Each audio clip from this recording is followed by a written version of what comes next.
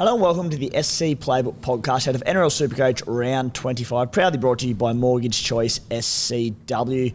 Ladies and gentlemen, we are just 3 rounds left in the season for a new Supercoach champion is crowned for 2024. Exciting times ahead. And look, my first guest today, let's put it this way. On Friday night, Cameron Munster copped a stray arm or fist or elbow or something from Nelson Sofa-Solomona. It was pretty bloody rough, I'll be honest. And a lot of people felt for Munster. The spy on my left, though, he said, soft, Munster, always been a bit soft. And he goes, I'll raise him one. Ran out for the Forestville Ferrets on Sunday afternoon, left the field with 16 stitches to the noggin. Spy, how are you? Mate, I'm good. Me and Munster will be fine. We're big boys. I got a fair old whack. Went out there, head clash, bit of friendly fire as it were, boys, from one of the fellas, and came reeling out of the tackle, and there was luckily no HIA symptoms past myself on field. But I was like, something has to be wrong here, so I just came out, I just put my hand up just for a quick check from the trainer, and as I did it, waterfalls of blood just poured onto the pitch. I'm like, well, it doesn't hurt too much. It's pouring blood. I look pretty tough here, so I took that. The boys were just like 2 seconds earlier, the play before, actually, there was a big stoush. I was out the back pretending to fight the fullback. Wasn't actually getting into that one. And I got pushed into the middle off the tap, and I'm like, something's going to go here. So it's gone from fight to all the boys who are about twice my size going, oh, you all right, bro? I'm like, it's all right, boys, I got this. It's all good. I'll be back. Munster was back. I'll be back. I actually said that when I was walking off. But no, I had to go straight to hospital because I had to get stitches in my head. 16? 12 or 16, I can't remember. Yeah, it's a big X, so a bit of a Harry Potter up there. Yeah. Did the rest of the boys, did they think someone had clocked you?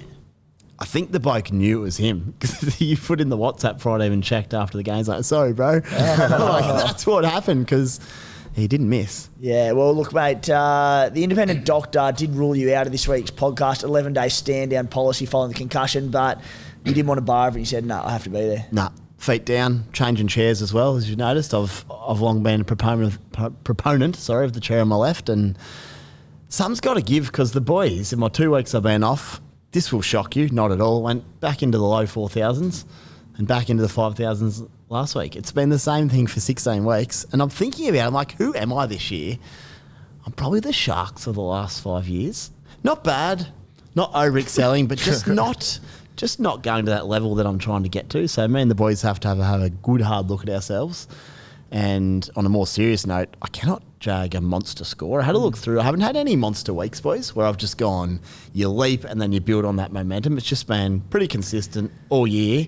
So I need a bit more from the fellas. Yeah, for whatever reason, I feel like I've spoken to a lot of people who have just meandered around the same spot all year. I look across the teams and I feel like, and maybe I'm wrong, but I feel like there's some diversity across teams and some unique selections. Like certainly around fullback, I feel like around the halves there has been for a long time, around the hookers. I don't feel like it's a particularly similar year for sides. Anyway, also with us today, as you can see if you're watching on YouTube, because we're on the wide angle today, Matty the Waterboy, he's flat stick at the moment. So we're on the wide angle. Random stats guy, Rando, good to have you back, mate. Been a while. Yeah, I know. Last time was the week before I did my ribs and broke my collarbone. So I think just like an injury sort of affected curse that this studio has on us. And I was saying, Matty actually messaged me on the Sunday while I was in hospital, still trying to keep my ribs intact, that I cursed myself by saying how well of a run I've had this season, only to go on that week to just break it all together. So luckily I haven't really touched a footy since, and fit and healthy this week. Got cleared, unlike Spy. Cleared. What you'll find, mate, is blokes like us, when you play that hard, exactly. Happen, I know, at least we still play. Yeah, speaking of, actually, wait, hang on. Just to jump in, actually, before we get back to Rando, speaking of hard men, ran into Jared Rea-Hargraves down at Bunnings. There you go. Down at Brookvale, and he's a bit of a legend, but it was just a nice moment between enforcers. Just in the aisle there, and just a little head nod, and we just a respectful head nod. We just walked on. Didn't want to annoy him too much, but yeah, good to run into big Jared Rea. I think that was just after his record-breaking clash. Two of the greats of rugby league walking past each other in the aisles of Bunnings.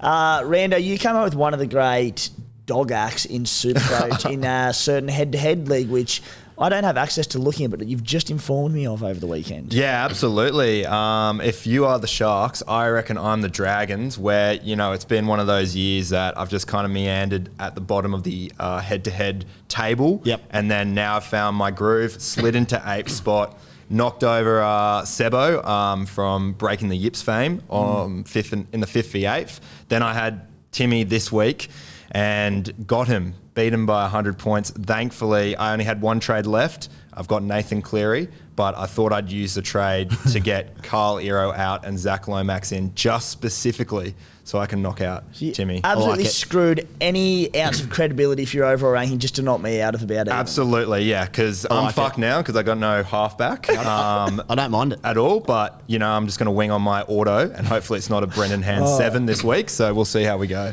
Well, Spy, if you're the Sharks this season, I'm the West Tigers. I actually had a better week. 1,378 points, so I'm up. God, this feels bad to say. I'm up to 14K overall.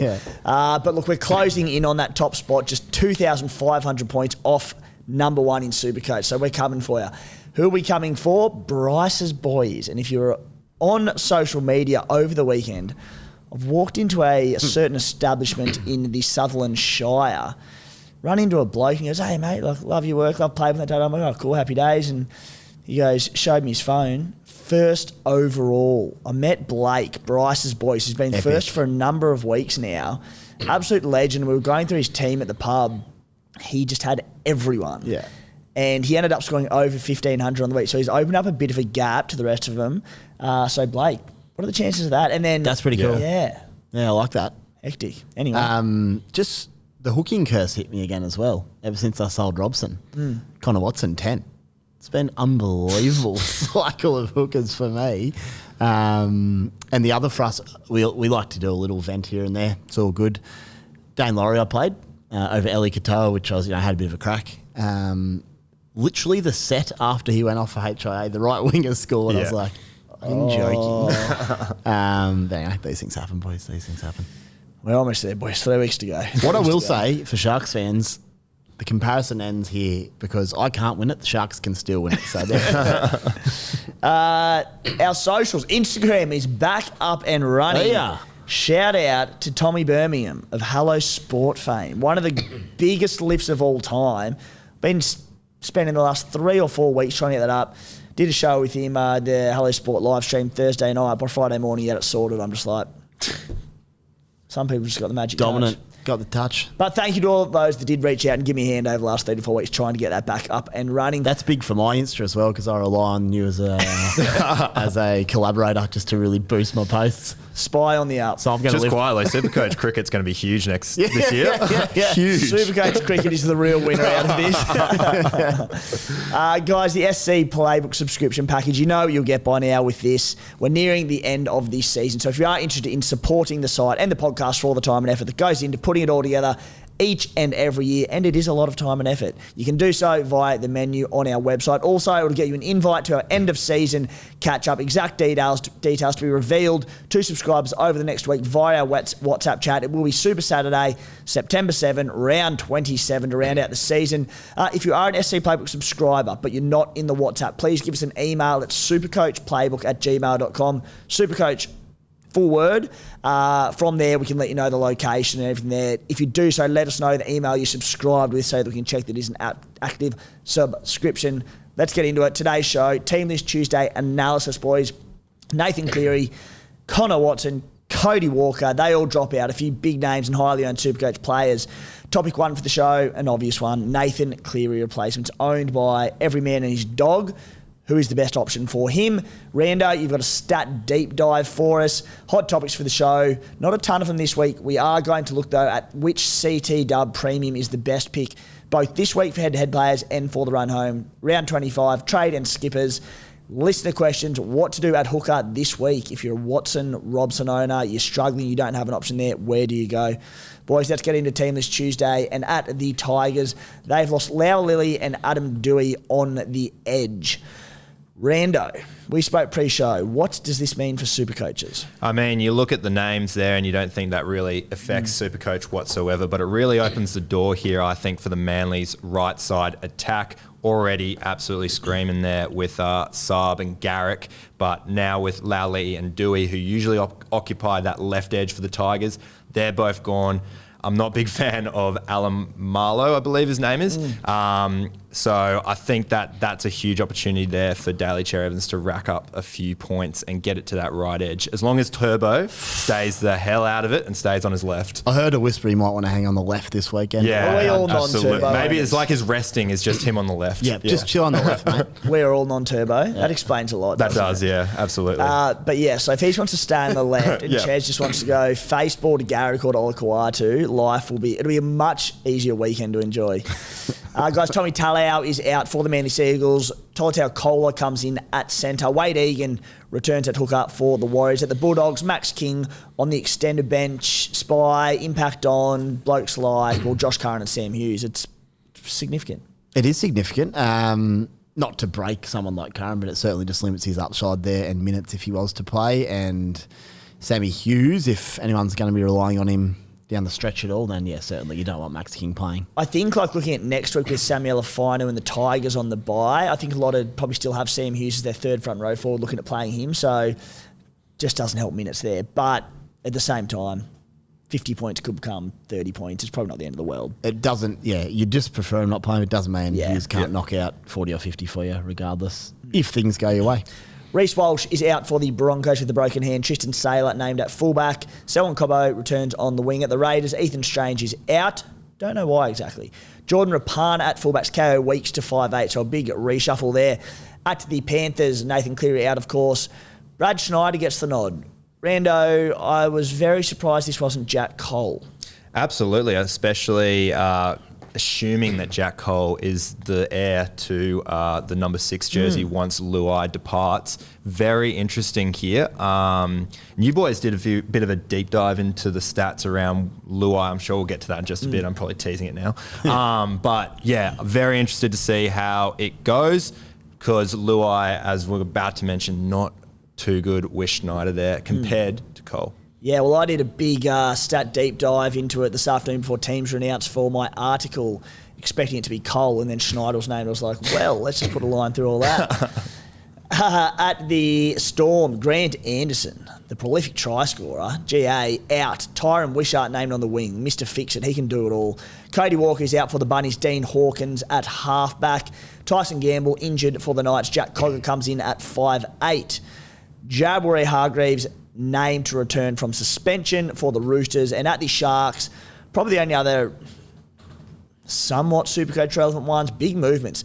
Sifa Talagai and Katoa both out. Iro returns. Stone Street is in. Wilton and Trindle both return. Spy. Any major sort of Supercoach impact there? Of course, Iro coming in is a big one for owners there after missing with illness last week. Not necessarily. The structure stay the same. Talakai's obviously playing some pretty good footy, so he might be a bit of a loss there. But Wilton back, Trindle returning, probably same for the Sharkies. Hope they can go a little bit better than the Spy squad this weekend. Mulatalo probably a big winner here with Trindle coming back on that left. Yeah. Yeah, good shout. And, with Trindle back, Iro on the left as well. Yeah. Maybe it's the week the Sharkies win by 40 and I put on 1,700. Could be good. Could be. Good. Who knows? Just leading into finals. Boys, that's it for team list. There was not much in them today, which is nice and short and sharp, which is good because it gives us more time to chat about Nathan Cleary replacements. Owned by, it was like 99.3% or something absurd of top-ranked Supercoaches. I think top 10% overall. So everyone is scrambling. If you have multiple trades left, I actually think it's a wonderful result because you get to move to someone and you can cover it. If you're out of trades, it's the worst news you could have gotten. Let's start. Before we list off the options and give our thoughts, there's a question from Mike Roke. If you already have Sam Walker, is there a play in just leaving Cleary and looking at a high-ceiling CTW instead? He's got one trade left. Now, Spy, just as a general approach to this, do you have to, if you've got trades left, be it one, be it three, if you've got 3, 4, 5 left, you 100% just trade him. If you've got 1 or 2 left, is there room to hold for a week? Definitely. I have 3 trades left, and I own Sammy Walker. No need to flex like that. And I will likely be holding Nath this weekend, just because of that exact reason. I want to just keep those 3 trades handy for the final fortnight and just see if some of those outside backs come up. Obviously, if there's an option to go Cleary to someone in a good matchup in those final 2 weekends, I'll do it. But I've got Walker there already. I don't just necessarily need to pull in someone and use that third last trade for a bloke who might score 60 or 70. Whilst I'm not against it, I'm more than happy to hold unless I love a matchup. You know? The only concern for Mike is you're leaving yourself with only Sam Walker there. So the Roosters just had their bye, so they shouldn't rest any players. But you never know, especially if there's any niggles or anything there. If he goes down injured, like if he was to go down injured this week, well, for the final 2 rounds, you don't have a halfback. Yeah, you get a VC loop, but it makes it tricky. But yeah. I think I just wouldn't use the trade at all, though. Is what I'm saying. I'd just wait till next weekend and reassess entirely. Rando, what are your thoughts, mate? Do you think there are good options available, obviously, which we'll get to very shortly? He's got to go, or could you see merit in just waiting a week and seeing how things play out? Yeah, I reckon just waiting a week, especially have the luxury with that trade. I mean, I'm just looking at anyone with a trade right now and going like, you lucky bastard. But yeah. If you saved it last week, you'd be out of about even, but you'd still be alive and overall. I wouldn't have the higher ground right now, that's for sure. All right, let's get into the options. Daly Cherry Evans is the most traded in player this week, obviously coming in for Nathan Cleary. 654K, he's 16.3% owned at the time of recording with a 68 point per game average. Spy, I'll start with you. Thoughts on DCE? Oh, I'm really torn on this, boys. This weekend, obviously a cracking matchup. Could easily ton up, which is great. Points in the bank are something that sometimes I might overlook when I'm looking ahead certain weeks. Just to get him in the bank's awesome. But then he does run into the Bulldogs and the Sharks. Bulldogs the best defensive side in the comp this year. Sharkies are pretty staunch themselves. So I just wonder where he sort of lands there. You're really relying on a big game this weekend. Look, I mean, it's Cherry. He's unlikely to let you down. He's going to do a solid job. So whilst I think he's a really good option, I do think if you're using your last trade on Cherry, you might miss out on something that final week or next weekend when Manly play the Doggies. There might be a matchup you could have gone elsewhere for 150. So I'm a bit reluctant on DCE, but as I said, I do think there is some merit there to taking the fair chance for ton this weekend. Rando? I was going to do my stats deep dive on it, but I might just pull that earlier now since it's on topic. Hit us with your best. Sorry? Hit us with your best. Yeah, obviously the last 3 scores are very appetising for anyone, and obviously historic form. That recent is definitely more preferred, especially all those scores in the 70s. But when you look at his history at Leichhardt, he averages 45. His highest score is 72. In that game, he scored a double.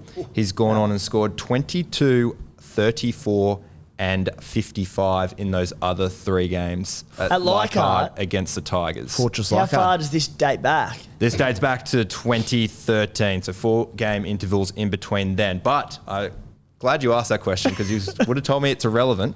But no halfback has scored. In fact, only one halfback, has scored over 53 at night at Leichhardt in the last 2 seasons as well. That was Jerome Hughes against the Tigers. So halfbacks have been performing pretty poorly, and as we look to the future week, it doesn't get any easier with the Dogs at 6 p.m. Only 3 halfbacks have scored over 50 in night games against the Dogs this season. Only 1 halfback has done it in the last 7 night games too.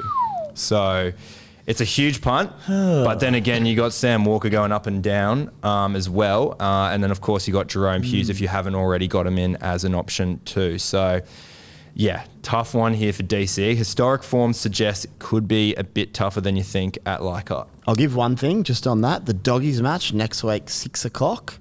And the weather is definitely improving this time of year. So you could almost class it as a day match. If you're getting Cherry, it's not true. Necessarily the deeps of the night. But yeah, it's interesting, mate. Yeah. It is the Doggies as well who are killing it. Yes. And then, so yeah, look, I already own Daly Cherry Evans. And my thoughts for non-owners looking to get him in are similar to you, Spy. This was before Rando's stats, but you need him to do his damage this week. Because he could very easily go 80 to 100 the next 2 weeks, but tough opposition. the other thing, not just are they tough opposition, the Doggies and Sharks, with the games against Manly, that's probably your 4, 5, 6 to end the season. They matter. The Cowboys could creep in there, but they're big games. Yeah. So, in comparison to a few of the names we're about to rattle off, you really don't want anything less than 80 from him in this game, and realistically, you probably want the ton. Look, I still like him as a trade-in, but he's not my number one pick. My number one pick is the number 2 on this list, and it's Sam Walker at $734K, 31% ownership, 68 point per game average this season. The Roosters come home hot spy against the Titans, the Raiders, and the Rabbitohs. Yeah, already own Sammy, but he's a weapon. Last week was a weird game, obviously. How'd you go watching that? Watching Sammy get somehow not involved in any of the attack. Mate. Well, let's put it like this. I dropped him before his 111 versus Manly, then his 105 versus the Dolphins, and got him back for his 50. So that's how me and Sammy are going this year. But anyway, you'll have a big one in those last 3 weeks. I reckon there's 150 in there somewhere, and he's on. There's also pissing down rain in puddles, so it's like it does. No change. one else scored well in that game at all. Did they? Not a D. Young. No one else. No one else. No one outside him. Teddy and Dom Young couldn't even get 130. As cool as it was, he got stitched up. But he's going to have a big 3 weeks. Love Sammy. He's my number one as well. Sammy, thoughts? Obviously, I think this matchup will probably suggest what's going to be entail. Flat track, sunny, Gold Coast. That just screams 100 points for him. The Titans, obviously, Benny Hunt put on a number as well, and he's not really a Supercoach relevant player usually. So I don't mind the Sammy Walker play.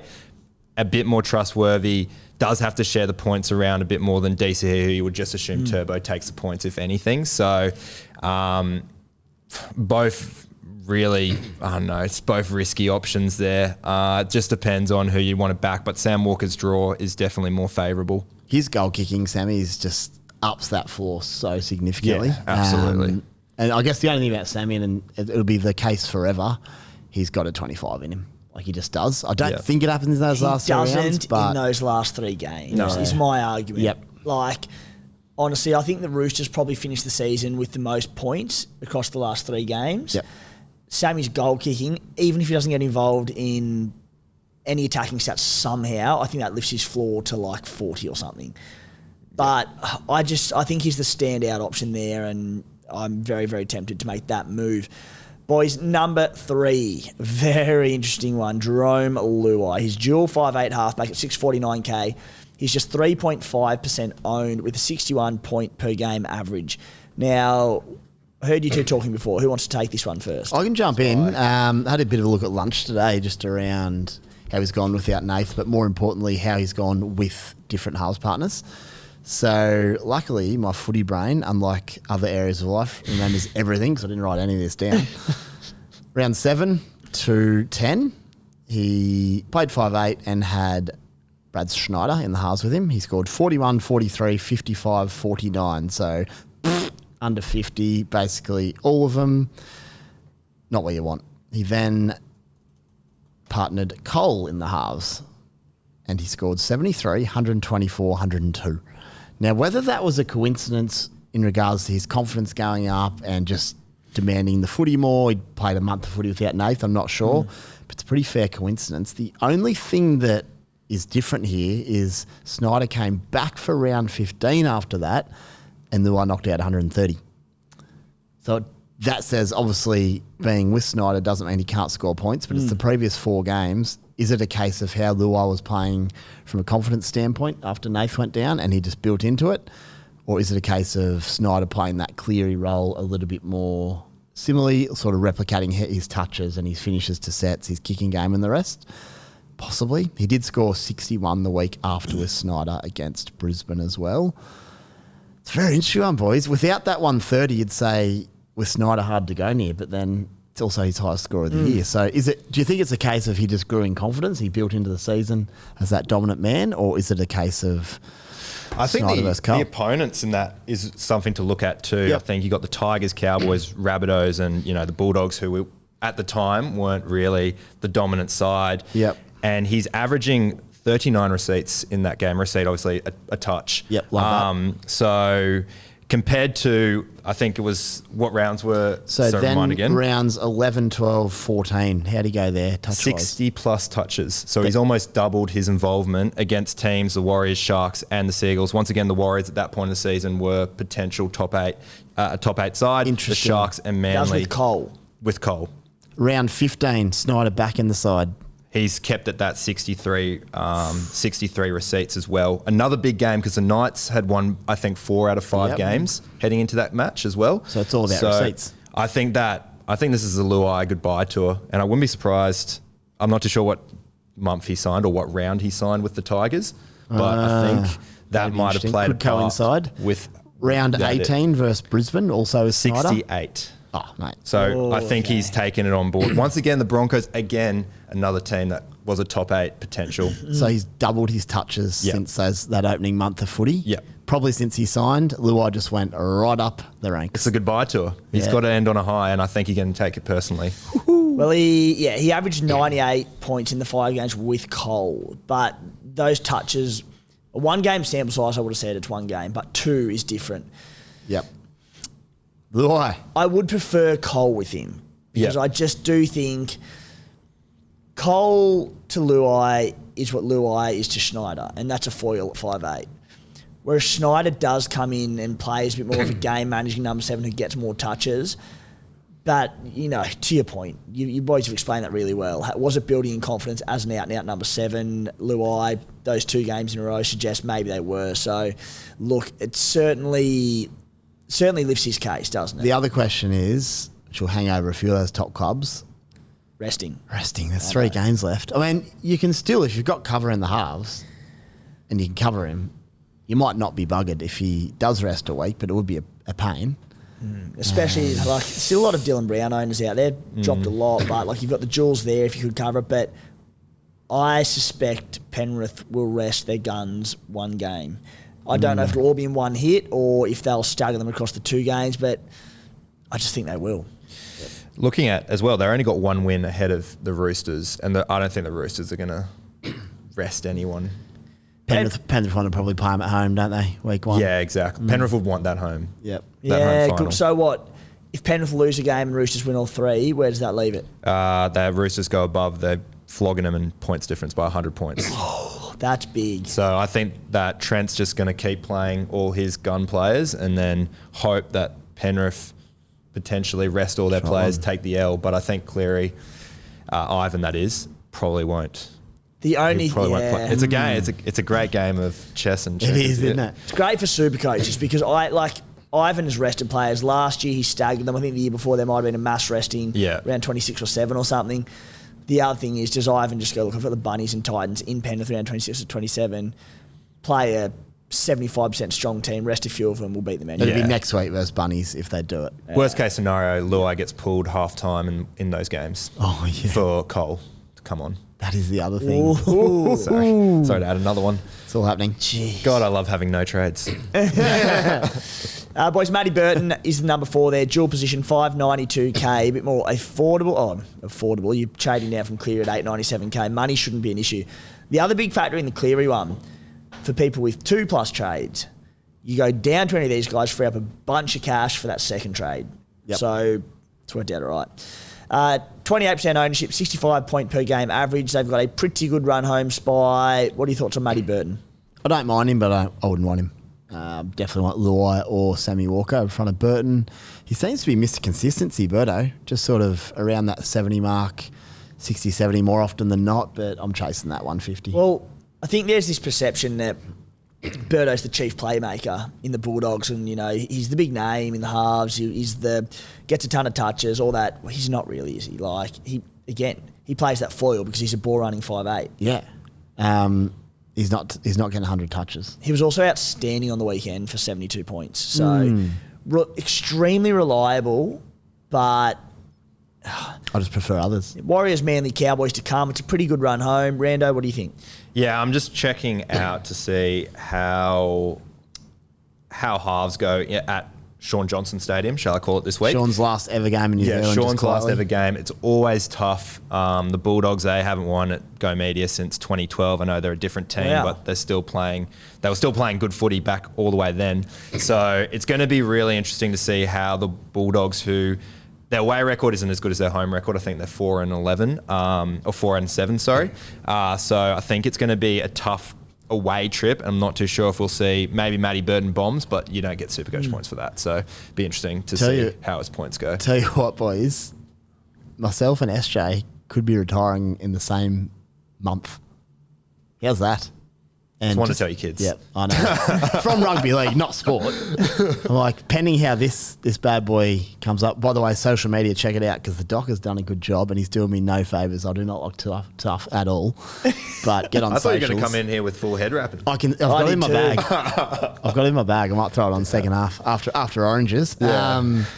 But yeah, same bloody couple of weeks, man. SJ, I'll hopefully get back out next weekend for a grand final prelim. We could be on the same weekend. You back this season? Hopefully. Yeah. Right. Oh, really? Farewell, the Spy farewell tour. Yeah. How many rounds have you got left? The finals this week, so. Interesting. Yeah, I'll speak to the doc on Friday and see where we're at.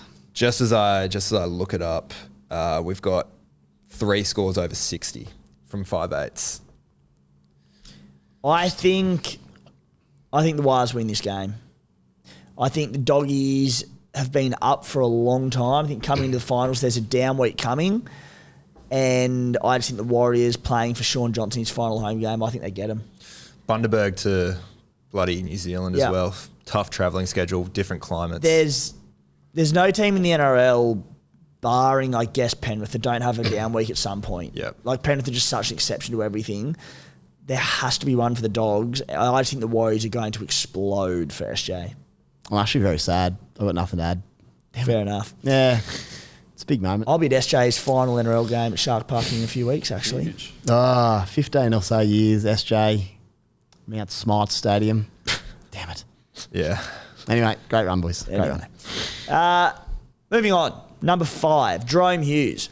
You look at that and go, surprisingly, number 5. He's 45% owned, to be fair, already, which is surprisingly high, but arguably the best halfback in Supercoach this season, certainly for games on deck and all of that. 74 point per game average. What are our thoughts, boys? Because Jerome Hughes could very easily be number 1 on this list. The risk is resting. What do we think, Spy? Yeah, not even on my list. By the sounds of, he's going to get a rest there somewhere in the final 3 weeks. Munster back, scoring okay without him, but it's not the same Hughes we saw a month or two ago when he was just going ballistic. Not from an NRL sense, killing it footy-wise, but from some Supercoach reasons, that's not what you're after. I think that touch factor, Rando, is just probably not getting as much ball with Munster in the side, I imagine. So whilst he's going all right, again, that upside I think is limited a bit more on the back of that. Rando, anything to add? No, I think the resting is enough to scare people off. And the worst part is you don't know which game. Is it going to be the Cowboys? Is it going to be the Broncos? I hope it's the former, but we'll see. Yeah. And then you add it like Hughes in particular, who's had calf issues this season. Yeah. I don't think I got him in around that Origin period because he was coming back from the calf injury. I'm like, oh, risky. I don't want to do that. And it's worked out well. Also copped a knock with the shoulder against the Panthers as well. Yeah. Right. He's getting a rest. Yeah. He absolutely is. But like I just said before, the thing is, like the 3 games to come are pretty soft for the Storm. So if you can cover the rest and you want to get him in. Most people are looking for upside. And I mean, for head-to-head coaches, you couldn't because the word has been for a long time that he's resting next week against the Cowboys, grand final week. Head-to-head, no. Overall, if you can cover him, maybe. But again, 45% ownership. I think that's better. That hurts Jerome Hughes as well, head-to-head. If he does rest and if it is next week, that's your grand final. So, I literally just said that. No, you said that about Hughes. I'm talking about Lua. You said Hughes. Sorry. I meant Lua. But yeah, just you're a head right. knock. Give him a break. Yeah, you're right. I'll let you off this week. Where am I? Where are we? Boys, number 6, Ben Hunt. He is untouched at 0.3% ownership. 564K, a 63 point per game average. Could you have a discussion on it, Spy? Ben Hunt. It's a soft run. I'll get him up. What do you think? Pull him up. So what is that run home? We've got Sharkies local derby this weekend. Wouldn't want to play him there. Para brilliant, Canberra pretty damn good. So You add in there as well, no Flanagan for the run home. So Yep. Jack Bird, who's a ball running, he is a foil. He won't be taking too much of the ball there. It is the Ben Hunt show. First game without Flano, 80 points against the Titans. I won't do it. I can see why people would. he's up that alley of let's watch this weekend play out, and I might grab him next week. 100%. Para into Canberra. Love it. Rando? Obviously Yeah. upside and risk, but Yeah, this week probably a no-go, but I think that Parramatta game, he could have at least 3 assists in that. Easy. Now, Spy. There's one more man not on this list. He's not playing at the moment. He may or may not be the top scoring Supercoach player of the past 2 seasons, and you are looking very firmly at him. Nico Hines, hopefully back next week. I'll hold that trade. I'd love to bring in Nico for the last 2 rounds. Home to the Warriors, SJ's last ever game, but also they're going to be up so big this weekend at home. It's not going to be easy to back up emotionally. So The farewell's this week, not yeah, next it's week. this week, 100%. So I'd love to own him next week. Who wouldn't want to own Nico Hines when no one else in the whole country does? It'll never happen again. So I'm getting Nico Hungy if named next weekend. But that's why I'm going to hold my trade and just see how things pan out heading into the final fortnight. Rando? It's a great hold. It's a big gamble as well. I mean, I was just looking at what he got on his return game from injury last time, 68. He got 82 when he had that week off as well with the calf complaint. So injury doesn't faze him whatsoever. And of course, he'll be handed the keys to the city once he jumps on there. So yeah. The keys to Bit scared. Northies and more. It's gonna be huge. What was his injury? Actually, can't remember. Ankle. So that goal won't kicking worry would him. be the only concern. I would imagine I would don't imagine. know. Anyway, not for me, boys, because I'm a non-Sam Walker owner. And I just think he is the play this week. Even if I didn't own DC, I think Sam Walker should be number 1. Spy, you're leaning to Nico, by the sounds of it. Yeah, so I already own Sammy, so that takes that out of the equation. I must admit I'm very high on Luai. I really like him. But again, that would probably be next weekend if named. So I wouldn't So necessarily you go wouldn't. this week. So you wouldn't just go to Luai this week. I might. Still, how long If to you kick like off? Luai, why wait? Or is it because you want Nico more? Oh, I've just got a pretty good bench, and I'm like, do I need to use a trade this weekend? I've got through out my sleeve for that final fortnight where we know it could just be utter chaos with restings and injuries. It may not be, but I'd love to keep through out my sleeve to really go bang. I'd be dropping out someone like Marju versus South. So, I mean, is that worth a trade? Probably not. And I wouldn't mind watching Luai this weekend as well, just to see how he goes in that role. Rando, who's top of your list? Sam Walker would be. It's just, he's going to play out the rest of the season. He's got a great draw, and that as well as he's got a 25 in him, I think there's a few bigger scores. There's a 225 There's in him as well. 225 as well. Guys, that miserable time of year's come around once again. Not missing out on head-to-head finals for a 3rd straight season of being the laughing stock of your Supercoach comp. Tax time. We've got a special call out to any of our self-employed SC Playbook faithful who may have been hit with a big tax bill this year. To be fair, you don't have to be self-employed. If you just got questions, we can still help you out. If this is sounding familiar and you're a little unsure about how to attack it, there are plenty of options out there to keep more money in your pocket, especially if you currently have a place of your own. Give Paddy and the team at Mortgage Choice SCW a call, and they can let you know how to most effectively consolidate any tax debt. Usually, it'll cost you $129. But if you mention SC Playbook, it's completely free of charge. Flick them a message on Instagram at mortgagechoice_SCW, or you can give them a call on 02 9521 1611. Doesn't matter where in Australia you are based. Also, we've got the jerseys. They're more training shirts, actually, let's be fair. There's still a few in stock. They've still got a few at Mortgage Choice headquarters. Get your hands on these. If you do get a referral through them and you get your business done, you'll get your hands on them. They're unreal. Now, where were we? Rando stat deep dive. What do you I got think I for covered us? it with the DCE stuff. Done. I used all through my it. bullets. Mate, we said pre-show we were talking about halfbacks, so come up with something else. I know. And I went too deep on DCE in the pre-game. Can I give you one just to deep dive in? Go nuts. Spies stat deep dive. We'll just go live. I'll throw it around. I think we got a good combination here. We do. Far out, we'd be dangerous on the footy field. Yeah, no, absolutely. Throwing long balls. Not tackling, that's for sure. I'll bring your name, mate. Maxi Plath, because he's obviously available at 5'8". So anyone who does have Dylan Brown or someone they can shift up to halfback, I would love to own Max Plath because Dolphins fighting for their lives for the 8. Big minutes. He's got attack in him, makes 1,000 tackles, runs the footy. I don't know if that's on the spot. If you've got anything you can give me on him, I know he's killing it lately. He's absolutely killing it lately. Yeah. The only thing is just the run home, I think, for the Finns is just a bit too scary. I mean, Melbourne, the only stats I can see him making is just tackle after tackle after tackle after But you tackle. know what? He'll make 55 tackles. I know he'll make 55 tackles and have that. But yeah, exactly. I mean, he eats up those sorts of contests as well. He does, but yeah, it's a very left field play. Who's the last 2 rounds for The Broncos. Broncos at Suncorp. Broncos at Suncorp. Another big game he can get up for.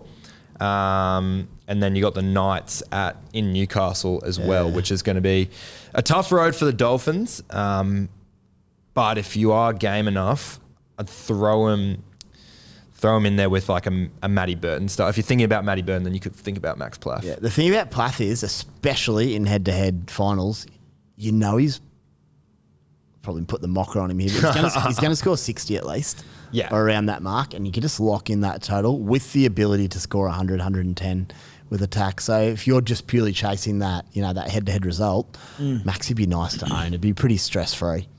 Hey, boys, just circling back to the Nathan Cleary replacements again. Apologies to the head-to-head players out there. We sort of touched on it. We sort of gave our overall focused verdict. Yep. The head-to-head players out there in a prelim final this week needing to move on Nathan Cleary. It sounds like we're all in agreement. Sammy Walker's the pick. Should play the next 2 weeks. Soft matchups. For Sammy Walker owners out there, who would your second pick be on that list? Luai for me. Even with potential resting risk next week? Depends if you think you're going to win your prelim. If you're chasing points this weekend and you look at the opponent's side and you think, I'm in a bit of strife here, then DCE for sure Thursday night is a good shout. That's so tough. I don't know, but I think Luai, what day did Penrith play this week? Saturday Arvo. Yeah, Saturday Arvo. You can sort of see how you're going. I like Luai. I just think he'll be hands on everything. Happy days. Yeah, it'd be a hold this week and then see if to bring in Luai. That's the only one out of the two. As we mentioned earlier, like Penrith can't really afford to rest their stars. Worst case scenario, they give Luai a break, but I don't see that coming till the Titans game, so it should be perfect. Penrith don't like losing stuff. Penrith don't like losing stuff, which but is fair play to him. Ivan likes resting stuff. He does lately. It's sort of swingy. There's a little battle going on in Ivan's head there. Absolutely.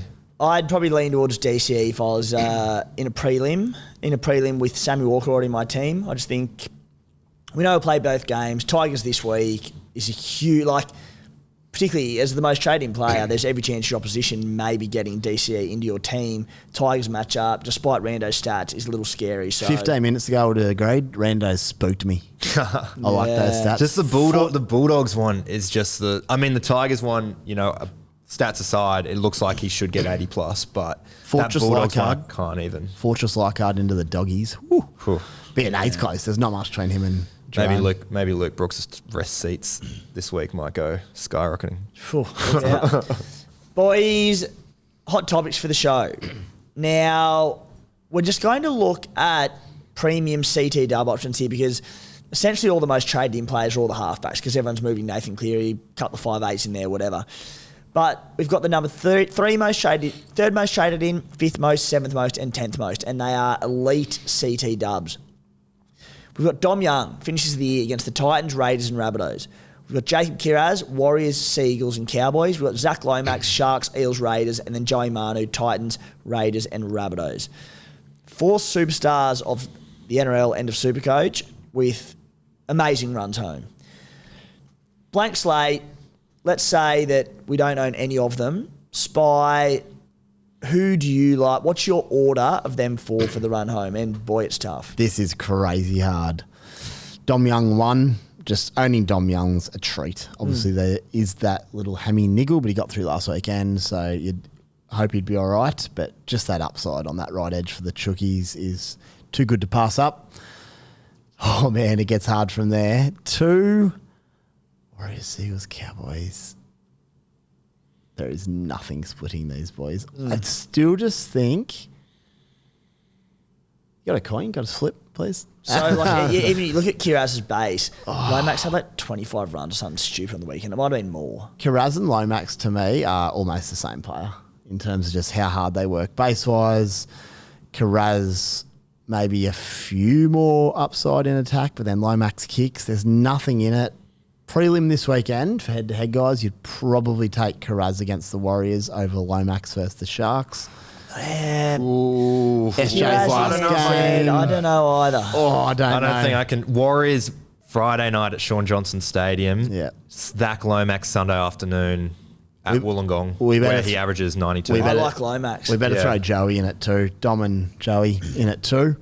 2 chookies there. Kiraz versus Lomax, honestly, I'm a Kiraz boy. Own him from day dot and hopefully will forever and a day. I'll pick him on loyalty, but there is not much in that. Yeah. So what's your list?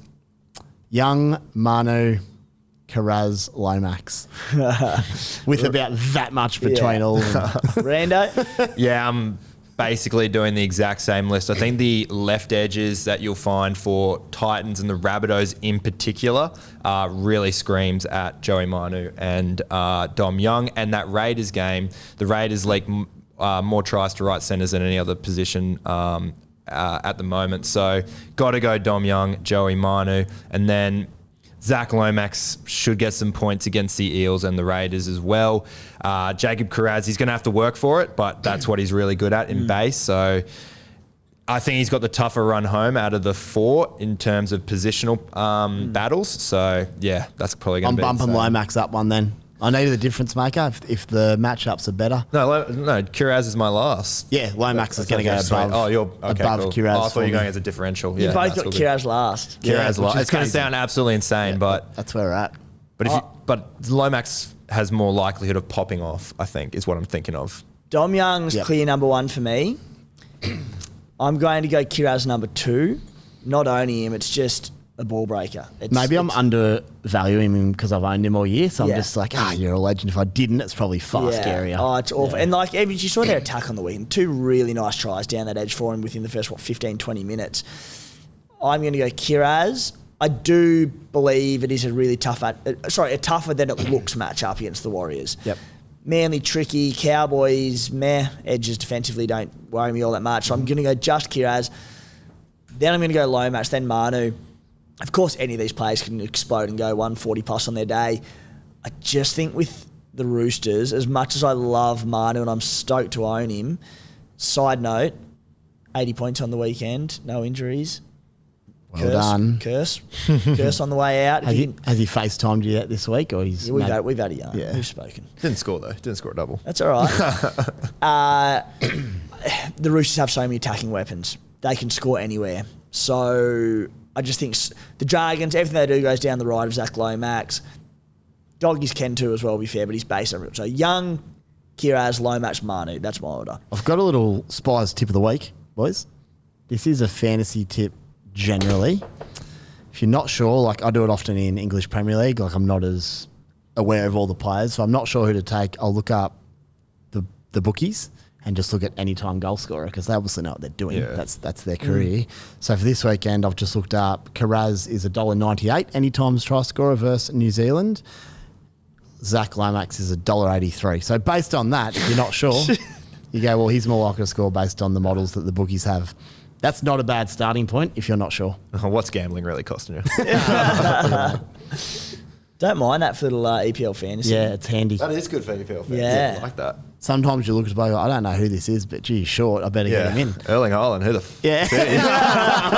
Why is he paying that bloke. and why is he paying $1.01? Why is he paying $1? But no, it is handy. It is handy. Boys, trades and skippers for this week. It might be none. If it is none, talk to us about what your plans are with your final trade, Spy.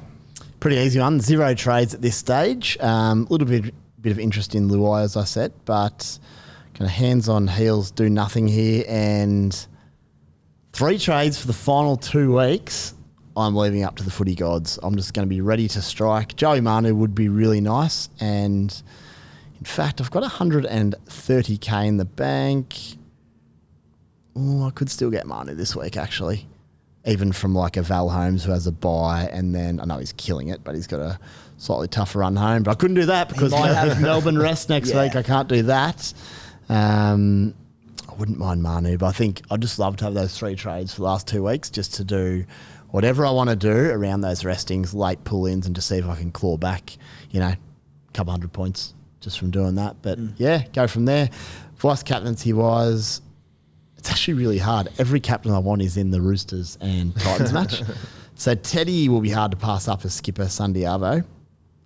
VC, I might go someone like Dane Laurie, right wing, see if he can grab, a hat-trick on Sunday Arvo and put him in, because I do have, it's not that long a bench this weekend with holding a couple of blokes and buys with Valentine Holmes, so there might be a little VC loop on if Danny Laurie can score a hat-trick. But yeah, Teddy, Sunday Arvo, very hard to pass up.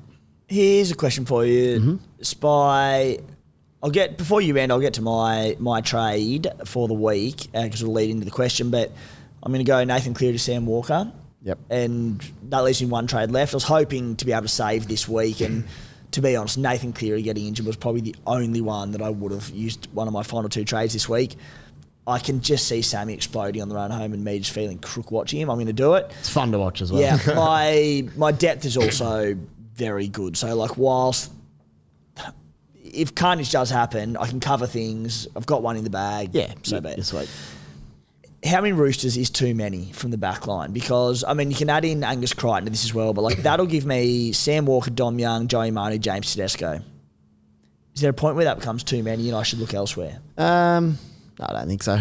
Not with their run home. Obviously, there is that resting risk around a couple of them, but as you said, if you've got the depth there to cover it, can't see Manu getting rested unless it is soft tissue hemi stuff, so maybe. Mass Roosters resting would hurt. Diabolical.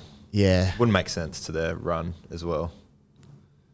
They've just had their bye, right? Yeah. They've just had their bye. 8 days ago or something. So that's my only concern for you, or generally around Chooks. I've got the same thing. I've got Tedesco, Dom Young, Want Manu. I've got Sammy Walker, Crichton, and Connor Watson.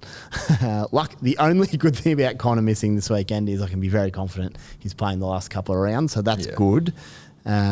Crichton, just that bye. They just had the bye, hey. So where's this ladder? Chooks are fighting for top 2. They love a home final. They love the Panthers at home. It would be big. Give them a chance. Not playing Penrith is big, isn't it? Which is going to be alive for a while. And let's not talk about the Sharks as well. Being in the hunt as well. They're thereabouts. They're right there. Well, they are thereabouts. If the Roosters slip up, the Sharks are above them. They literally go straight in front of them. But then I don't know which one you'd rather. Then they get Melbourne. They might prefer it. Melbourne and Melbourne. Yep. I'd prefer Melbourne and Melbourne than Penrith and Penrith. That's for sure. Penrith slipped to 4th, and it could be Storm Penrith first 4th. It's all happening. Oh, God. To answer your question, no bloody idea. Depends on the restings. I think that you got compensation though, because if Teddy and Manu and Young go off, it's all going to be down that right side. And as you can see, that's kind of what happened to your team with the 57 from Crichton. Not too sure what happened to Sam Walker there, but you get one whole side. You'd hope to go right side. Worst case scenario, Angus Crichton still with a 57 when nothing went his way. And take that. Everyone pretty well owns Crichton anyway. My logic is if Dom Young scores, it's either an assist from Joey Manu or James Tedesco. Or Sam Walker. I was going to say if it's going to be anyone else, it's Sam Walker. Yeah. If Joey Manu scores, there's an 85% chance it's either off James Tedesco or Sam Walker. Teddy, he's in everything anyway. And I said Sam Walker also in everything. So these boys, they link up for everything. Yeah. Rando, trades. Trades. If I had one, it'd be Cleary to Walker. I don't have any, so nothing is happening here. Cody Black not named in the extended squad. Very disappointed in that for the Broncos. So on that note, Brendan Hands, step on up. Just need a 30 just to cover that halfback as an auto. My vice captain, I might go Ruben Garrick for this one. Early on in the week, probably my best option, to be honest. This whole matchup. Rando, I actually might match her on There Garrick. you go. I like that. Garrick Thursday night. But yeah, just no Adam Dewey there. Really do like that right edge for Manly. And then captain, can't look past Teddy. But Dom Young is also a possible pod tempting, play. eh? Let me just see how I'm going. I could swap the C to Dom Young if I need it to win my head-to-head.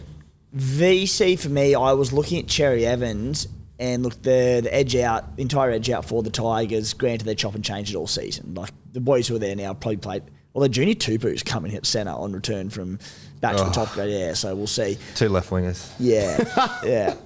But I do think hearing your stats, it makes Garrick a little bit more tempting. So I'm leaning maybe towards a VC Garrick, into a C, James Tedesco. Last run around captains for you boys.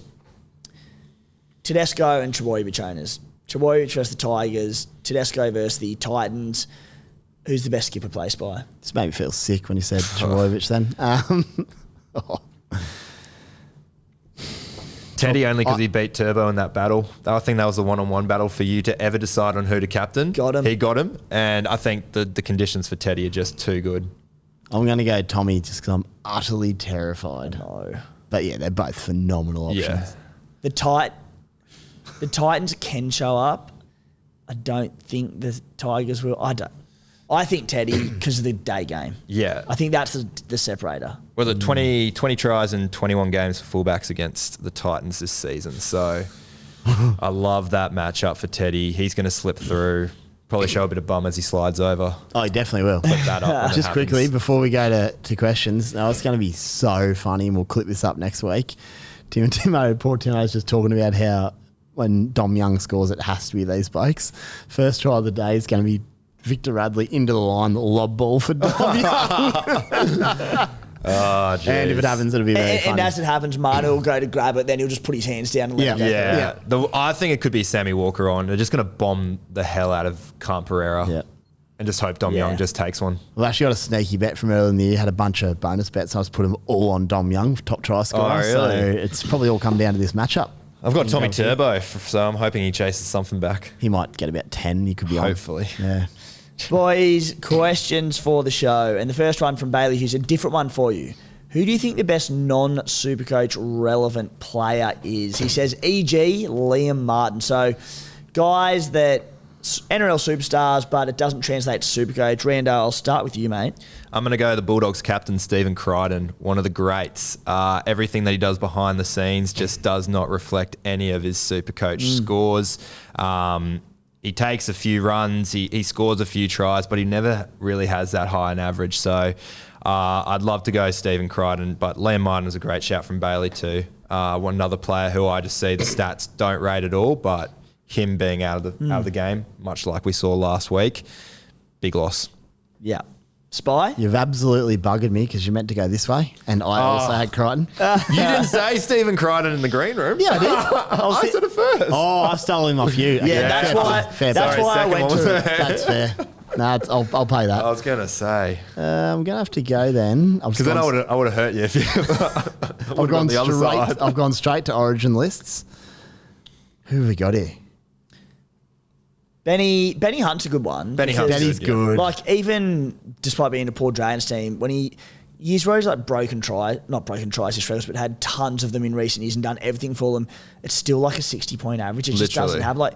He's been really good this year, and it's like 62 or something. He's a good one. Like Felice Kaufusi's a good one who, through years of dominance with the Storm, never been in a conversation around Supercoach. Just doesn't translate. Yeah. Yeah, absolutely. All right, I got one for you. The best hand since Ricky Ponting, Lindsay Collins. He's an absolute machine. Every week he pops up somewhere and catches one-handed.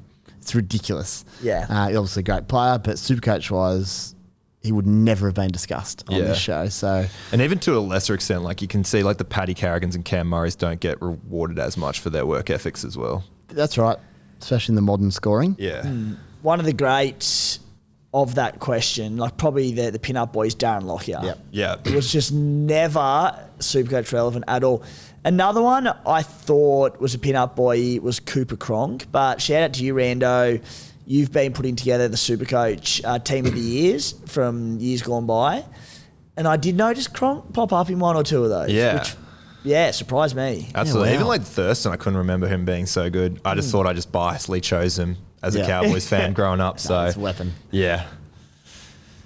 Anyway, one from Paul Copia. With Hamole Olakwatu now only running dummy lines for Tom Trebojevic out the back, is he a sit? He says he has Gus, Fafita, Nikra and Preston already. Spy, most people are going to be sitting a really good player this week. What do you reckon? I wouldn't be sitting Hamole at Leichhardt, I don't think. Not in this matchup. I just think anything could happen if Manly get away with things. But I was at the game last Friday night at Brookie, and he wasn't certainly as damaging as he has been. He hasn't looked it in a while. Years, so maybe it's a punt sit, if you will, where you go, I'll sit him out. But man, dangerous. Someone like, obviously love Jacob Preston, one of his biggest fans, but at Shawnee Johnson Stadium, maybe he's the one you sit this week. But I think the method is right. And even moving forward for the rest of the season. Yeah, he's absolutely sittable. Would you do it this weekend? Big call, but, Runs up against Lockie Galvin. Yeah. And who swapped sides last week, though? Or did he defensively? I don't know where he Oh, defended. yes, actually, even better, Aiden Caesar. Yep. A worse defender. Yep. They've let in 8 tries to right second rowers this year. It's the most of any forward. 2 in the last 2 weeks. It's the most, is it? Yeah, There you I go. think like Gotta play him, I think. the easiest deception is to have Turbo running out the back of Hamole because all they're going to see in video is just DC. Tommy. Yep. Yep. So I think it's going to be Hamole and yeah. Yeah, I would absolutely not be sitting Hamole this week. Paul on to say, thank you for sharing your knowledge this season. I've much enjoyed your take on the players this year. Thank you, Paul. Our pleasure, mate. Now, moving down, some good questions coming here. Guys, one from Life's a Mitch podcast. We're with Mitchy at Magic Round. Got us some drinks. Same every year up there at the Lord Alfred. Check out the Life's a Mitch podcast. Who's the best hooker in for Robson? Now, this is a good question because Connor Watson owners, Reece Robson owners on the bye. Like, if you have the two of them, you're down one. It's prelim final week, and that is a blow if it's ended up like that for you and you've got those two and you're head-to-head focused. But look, you might be running Robson or Watson and enough there. Who's the best hooker to move to? Spy? Probably Jacob Little at the moment. Madness, I know. Like, not that he hasn't been good, but there's just no one left. Damien Cook's the other one that could be a shout. He's changed that hybrid role where he plays 9 for a while and then shifts into the back row at lock there and ball plays, runs a bit. So another bloke who's absolutely torched me since I sat him. Since I dropped him, sorry, but one of those two boys, I think. It's not the best of a bad bunch, or however you phrase that, mate. The Rando nearly had a rage quit before pre-show talking about how he hasn't got Jacob Little in yet. Literally, I was very frustrated at how he just slipped away from everything that I was seeing. Yep. Last 9 games, 60+ scores. Everyone's talking about how hookers don't score. Here's Jacob Little going behind everyone's back, just punching away at 60. I think for me, mentally, it was, okay, this has got to end soon. When's it stop? When's it stop? When are the Dragons going to fall off? When are they going to start dropping out? It hasn't happened. I know. And that's ever since he started playing 80 minutes. I think I just completely forgot that he was an 80-minute hooker because he's only gone sub 50 once since becoming an 80-minute hooker, which was around Magic Round. Since then, at Penrith, he scored 52. Can't blame him for that. Rest has been over 60. Yeah. I like the Little play. I'm with you. Yeah.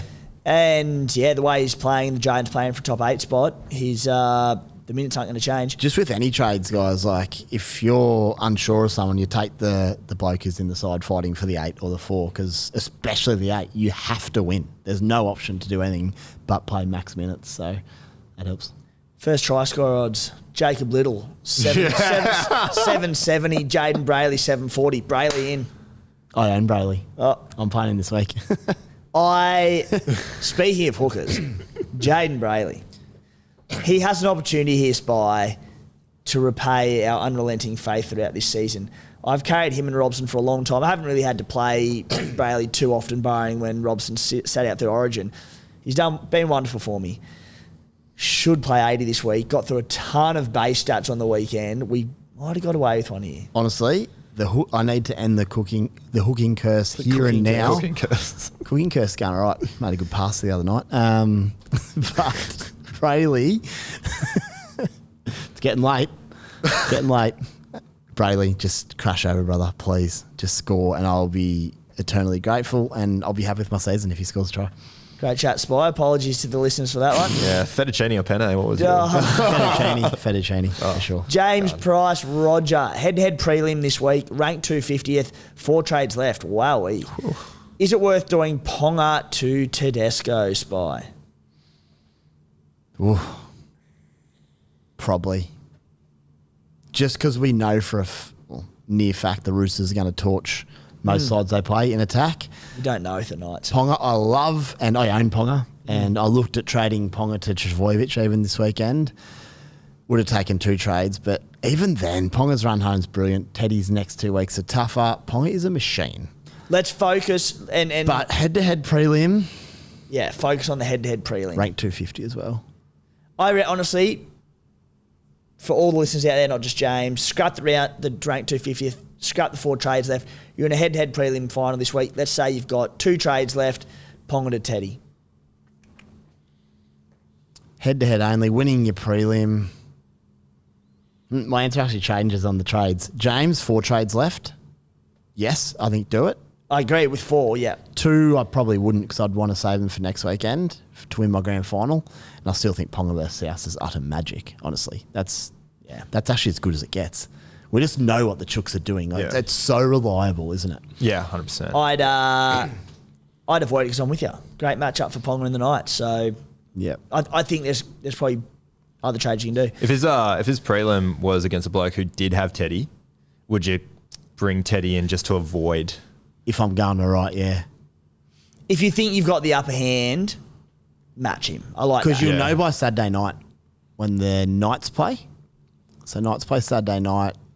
Teddy's Sunday. So you can sort of reassess about 7:20 exactly. Saturday night. You can make that call depending how you're going. One from Joey Hart for you, Rando. Play Jai Gray or Jaden Campbell this weekend?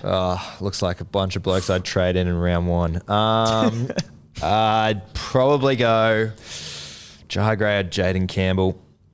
Definitely got to go Jaden Campbell on the flat track. He did get a try in a losing team against the Dragons. I reckon he loves playing at home, day match. Could have a few tries. So as much as the Roosters score them, they can leak a few too. So I'm playing Jai Gray against the Knights. I just think fair. Roosters are leaking them, but Roosters, Knights, I think they're worlds apart. I might be wrong here, but I'm actually Campbell for sure. Sunday Arvo versus Chooks, I'd prefer against the Knights fighting for their lives on a Saturday night. And he comes up against Dom Young's wing, which is the worst defensive wing. If he can get that ball out to Khan Pereira, it's going to be a hell of a battle, those two. Fair enough. One from Cal Tycoon. What a name. Yeah. Is Adam Reynolds in for Cleary as a super pod an absolutely ridiculous idea? 3 games at Suncorp, Eels this weekend with Mam and Walsh out, goal kicking, all to play for. Just question his ceiling with limited base and minimal running game, Spy. I think he's one of those blokes that can go okay, but I would not want to rely on Reynolds. He's Ben Hunt territory, isn't he? But also his injury history. Oh, yeah. His calves are about 1,000 years old in footy terms. I wouldn't. With the other options around, it would be my take. It's just a lot of risk involved for me. Simple game plan for the Eels. Pressure Reynolds all game. All game. Make Josh Rogers make all the decisions. And Reynolds has got no one to fend it off to. I mean, Tristan Saylor's great at creating assists. But I don't think there's any other opportunity there for Reynolds. He's going to be under the pump. Very good, fellas. Alrighty, we'll wrap that up for the NRL Supercoach SC Playbook podcast for round 25. Spy, thanks for digging deep for this one and turning up. Cheers, boys. And to everyone on social media having a crack at me about my hair. What, the hairline? Oh, it's not going that bad. It's not but that bad. I must admit, the photo, swamped in blood and mud, it didn't look great, but that's footy life, you know. But it's just hanging in there all right at the moment. You've been hanging in for a long time, to be fair. It's a bit like myself on the paddock, gutsy. Much like your Supercoach side, it's stagnant. It's stagnated. I'll come back with a fro next year and my Supercoach side to boot. But yeah, just don't give up yet. That's all I wanted to say. Well, if you're the Sharkies, surely you just go the Craig Fitzgibbon and take it all off. Someone suggested that. You do not want to see me bald. I don't think it'd be good, eh? Yeah. Well, you will in 2 years with that hairline. No, please. Yeah, exactly. Please. Rando, thank you, mate. Good return. Pleasure. Thanks for bringing me on after the defeat during the week. Well, I didn't know about 2 year old in the studio. Otherwise, you wouldn't be on. It was only because I was in doubt with HIA. It's the first time I've had a good week and come on the show, so I'm feeling really. That's why I've been pretty confident. You were 18th man, and you got put into the game. So. Thanks for tuning in to the show, guys. Good luck this weekend. Have a terrific week.